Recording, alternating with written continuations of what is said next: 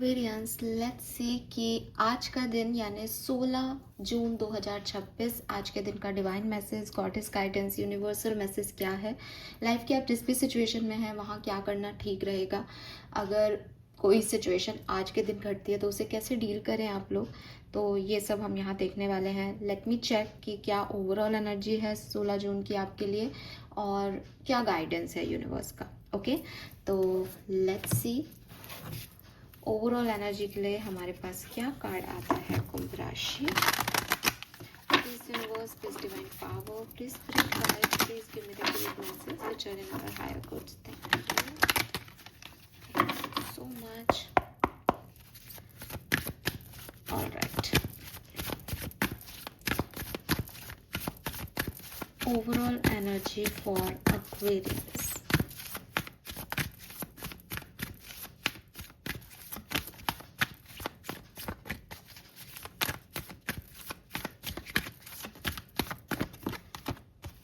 Wow, we have progression, journey. Okay, so पहले मैं ना इस कार्ड का मीनिंग एक बहुत ही सुपरफिशियल वे में लेती थी, लेकिन अभी ना मुझे इस कार्ड का अलग मीनिंग समझ में आया है, जो कि इसकी बुक में भी नहीं है, लेकिन मुझे ऐसा लगता है कि यस ये कुछ डिफरेंट है। और बेसिक मीनिंग जो है वो डेफिनेटली ये कार्ड नंबर 11 को रिप्रेजेंट करता है। तो कहीं ना कहीं इसका मतलब यही है कि भाई आप जो है लाइफ में आगे बढ़ने वाले हो या कोई प्रोग्रेशन आने वाला है। लेकिन मुझे ऐसा लगता है एक्वेरियस कि ये जो कार्ड है ये आपको बताता है कि आप अपनी सोल जर्नी में एक स्टेप आगे बढ़े हो, या आपने एक फेजेस जो हैं उन्हें कंप्लीट कर लिया है अपनी सोल जर्नी में।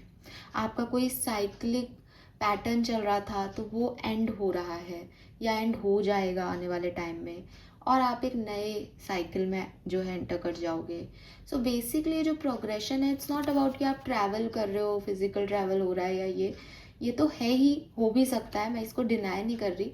लेकिन मुझे इस कार्ड का जो डीपर मीनिंग समझ में आया वो ये कि भगवान आपके साथ हैं, आगे चलते जाओ, बिकॉज अभी कुछ और आएगा, जो चल रहा है उससे अलग आएगा।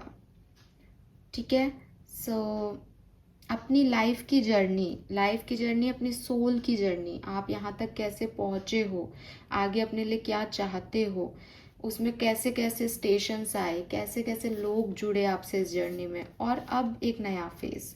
तो एक एक फेथ के साथ आपको चलने को कहा जा रहा है इस कार्ड के थ्रू, कि आपके गाइड्स आपको हेल्प करेंगे, बिकॉज ये कहीं ना कहीं 11 नंबर बनता है, और 11 में एक आपकी एनर्जी है, एक आपकी डिवाइन एनर्जीज हैं जो आपको हेल्प कर रही हैं। तो आपको हेल्प मिलती रहेगी, गाइडेंस मिलता जाएगा। जस्ट आप चलते जाओ, रुकना नहीं है, और ना ही ये सोचना है कि ये क्यों हुआ, ना ही पीछे मुड़ के देखना है। जस्ट लाइक बस आगे बढ़ते जाओ, बिकॉज अभी बहुत कुछ लाइफ में आना बाकी है। ठीक है, एंड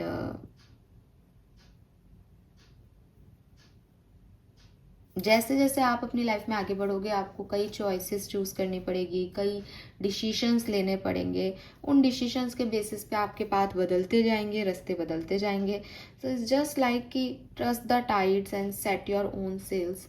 अपने हिसाब से अपनी डिसीजन लेते हुए और आगे बढ़ते जाओ, बिकॉज अभी आप लाइफ की जर्नी में हो, तो आपको कोई भी आउटकम नहीं दिखेगा, आपको समझ नहीं आ रहा होगा क्या चल रहा है, कोई आ रहा है कोई जा रहा है, क्या चल रहा है कुछ समझ में नहीं आ रहा, बट वो डीपर लेवल पे सोल की ग्रोथ चल रही है, वो एक्सपीरियंस्ड हो रही है, इससे वो एक्सपीरियंस ले रही है तरह तरह के, जो कि आपको नहीं समझ में आएगा अभी। ओके, तो पर्सनल लेवल पे आपकी ग्रोथ हो रही है। जैसे अगर मैं कुंडली के हिसाब से बोलूँ तो फर्स्ट हाउस एक्टिव है।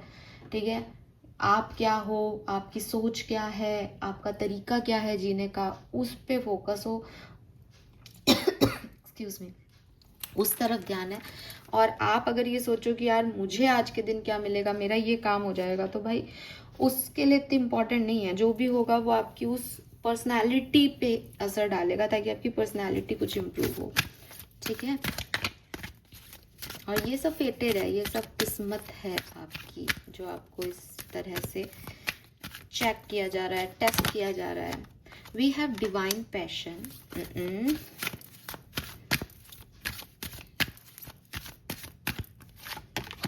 बाउंड्रीज,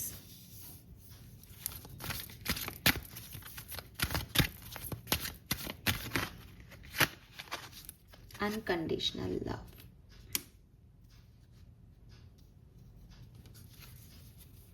बॉटम में ट्रू लव है। Beautiful energies. स्पिरिट मैसेज भी लूंगी, पहले मैं आपको ये समझा देती हूँ। तो सबसे पहला मैसेज, सबसे पहला गाइडेंस जो मुझे आपके लिए मिलता है वो ये कि एक्वेरियस, आप मुझे एक बात, मैं एक सवाल करती हूँ और आप सब मन में इस सवाल का जवाब अपने आप को ही दें। आपकी लाइफ की कोई एक सिचुएशन शायद ऐसे हल हो जाए, स्पेशली लव लाइफ की। सवाल ये है कि क्या आप अपने पार्टनर को सिर्फ इसलिए प्यार करते हो क्योंकि वो आपकी सारी बातें मानता है और आप जैसा कहते हो वैसा करता है और जैसा आपको पसंद है वैसा ही कैरेक्टर है? अगर यस, तो शायद ये प्यार नहीं है। ठीक है, तो शायद आपको एक क्वेश्चन मार्क अपने दिमाग में लगाना चाहिए कि क्या आप हर उसे एक शख्स से प्यार करोगे जो आप जैसा है और आपका जैसा बोलता है, आप जैसा चाहते हो वैसा सोचता है? और क्या प्यार की डेफिनेशन यही है? क्या दूसरे तरह के बैकग्राउंड में एक पला बढ़ा व्यक्ति जो बिल्कुल आपसे डिफरेंट हो, क्या उससे आप प्यार नहीं कर सकते? और जब आप ये जानते हो कि वो आपसे डिफरेंट है तो उसके एफर्ट्स तो मैटर करेंगे कि वो आपके लिए कोई एफर्ट कर रहा है या नहीं, लेकिन क्या अगर वो आपके जैसा नहीं करे तो आपका प्यार खत्म हो जाएगा उसके लिए?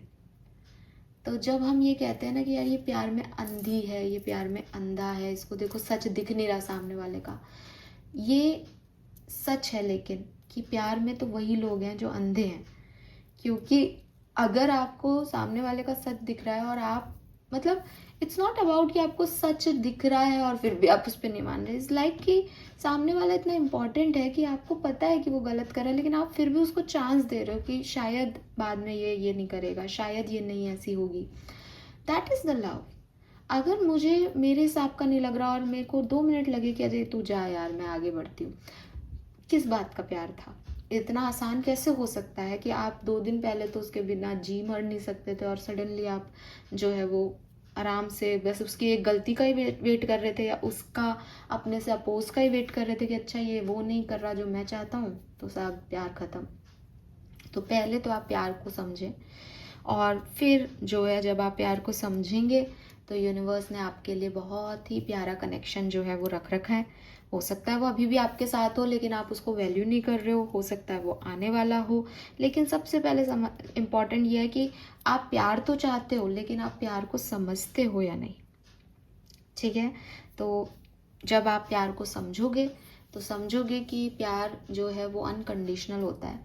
वो किसी सिचुएशन बेसिस पे नहीं हो रहा कि साहब आज मेरी सिचुएशंस अच्छी हैं, मैं खुश हूँ और मेरे को फ्री हूँ, दिमाग में कुछ नहीं है तो मैं तुमसे प्यार करता हूँ। कल यही सिचुएशन बदल गई, चीज़ें खराब हो गई तो भाई अब मैं तेरे से प्यार नहीं कर सकता।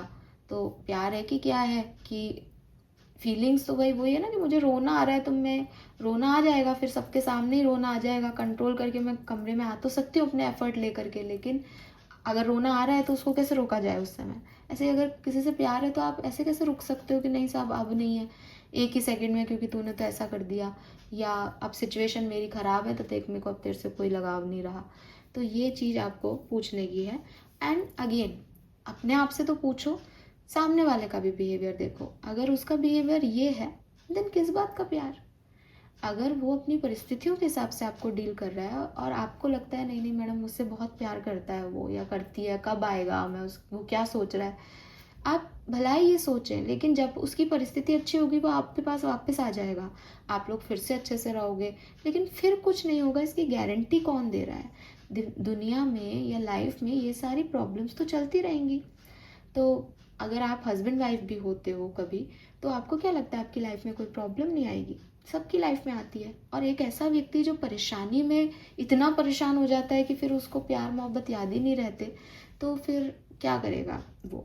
आई एम नॉट सेइंग कि वो प्रॉब्लम्स में भी आपको कोई रोमांटिसाइज करने को नहीं कह रही हूँ मैं अपनी लाइफ को।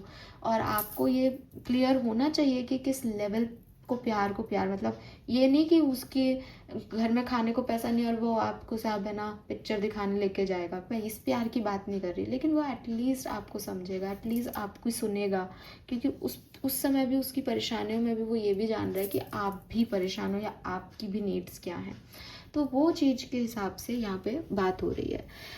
लोग जो हैं वो इसी दुनिया में रहते हैं, ठीक है, और फिर भी मूव ऑन कर लेते हैं, बहुत इजीली जो है वो आगे बढ़ जाते हैं, या उनको लगता है कि नहीं इसने एक गलती कर दी, अब प्यार व्यार ख़त्म हो जाता है, फिर अच्छे समय में फिर से प्यार हो जाता है उनको। वहीं आप एक ऐसी लव स्टोरी सोचें जो प्यार था लेकिन इस दुनिया में ही नहीं है, तो क्या प्यार ख़त्म हो जाएगा? नहीं, प्यार is eternal, love is eternal, उसका कोई अंत नहीं है। जैसे ब्रह्मांड का अंत नहीं है, जैसे समुद्र की जो है डेप्थ का अंत नहीं है कि भाई कहाँ तक होगा, कितना गहरा कि पता ही नहीं साहब, जाते जाओ नीचे जाते ही जाओगे। तो वही चीज़ है कि प्यार कोई ऐसी चीज़ नहीं है जो कंडीशनल बेसिस पे की जाए। प्यार कोई ऐसी चीज़ नहीं है जो किसी भी मतलब डेथ पे भी एंड नहीं हो सकने वाला इमोशन है।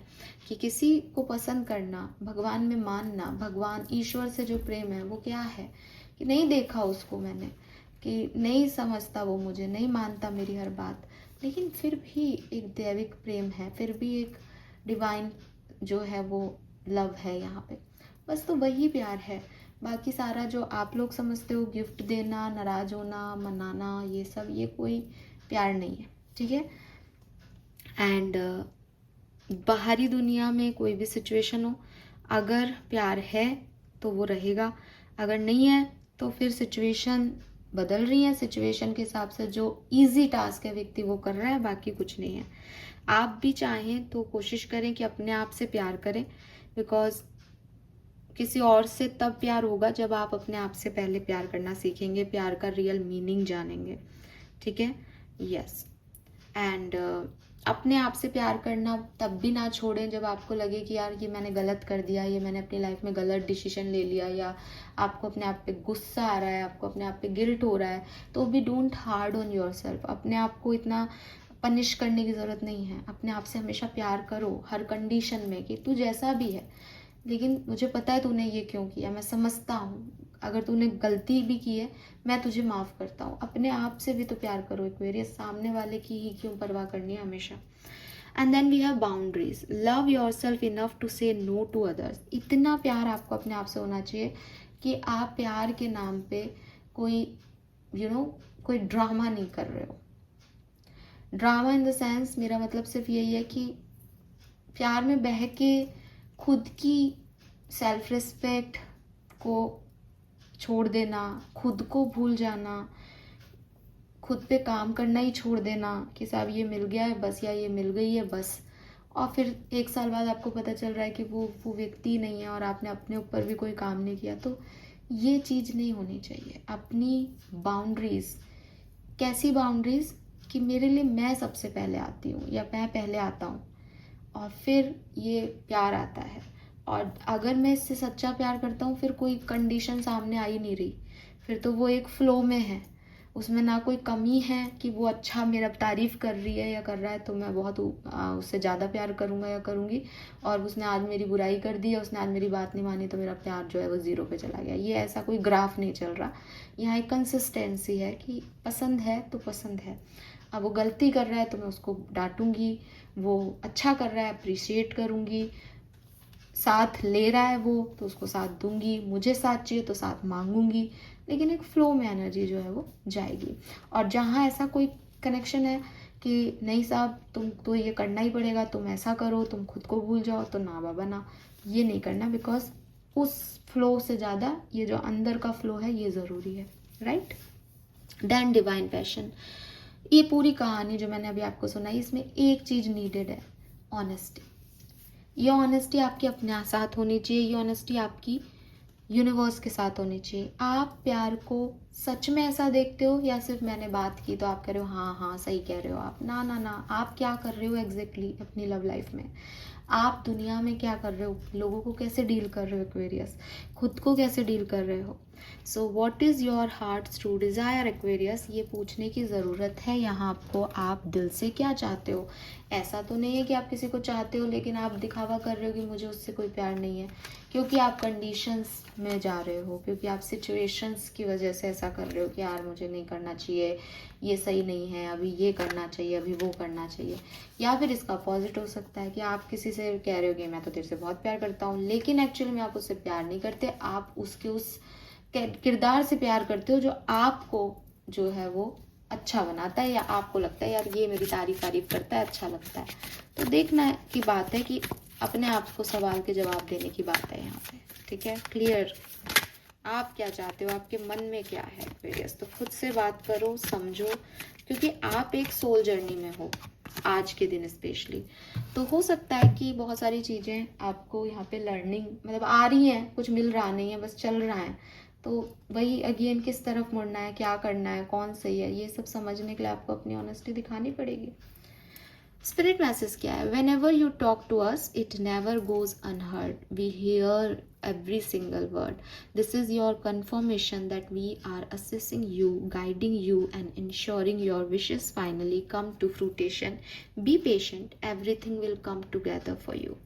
तो I told you this क्या कि 11 नंबर की एनर्जी है। अगर आपने भगवान से कोई भी प्रे की है, भगवान को कुछ भी कहा है, उन्होंने सुना है, ये कार्ड यहाँ आने का मतलब है कि वो आपको कह रहे हैं कि ये कन्फर्मेशन है तुम्हारे लिए कि मैंने तुम्हारी बात सुनी है, आराम से बैठ जाओ, मैं संभाल लूँगा। ओके, सो ये आपके स्पिरिट गाइड का मैसेज है। This is so beautiful and देखो यहाँ लास्ट में लिख रखा है will come together for you, ठीक है, एवरीथिंग विल कम टुगेदर। तो चीज़ें भविष्य में अपने आप वही होंगी जो आप चाहते हो, लेकिन अभी आप एक जर्नी में हो, अभी आप नहीं भटक सकते, ना रुक सकते, ना पीछे जा सकते। अभी बस ऑनेस्टी के साथ चलते रहो, दिल क्या कह रहा है उसकी सुनो और आगे बढ़ते रहो। You are guided, you are watched, आपके स्पिरिट गाइड्स आपको देख भी रहे हैं, आपकी सुन भी रहे हैं और आपको गाइड भी कर रहे होंगे कहीं ना कहीं। बस आप चलते जाओ, आगे देखोगे कि हाँ चीज़ें ठीक हो गई। Okay, yes, this is all for you. Thank you so much मुझे सुनने के लिए। चैनल को लाइक और सब्सक्राइब कीजिएगा। बाय।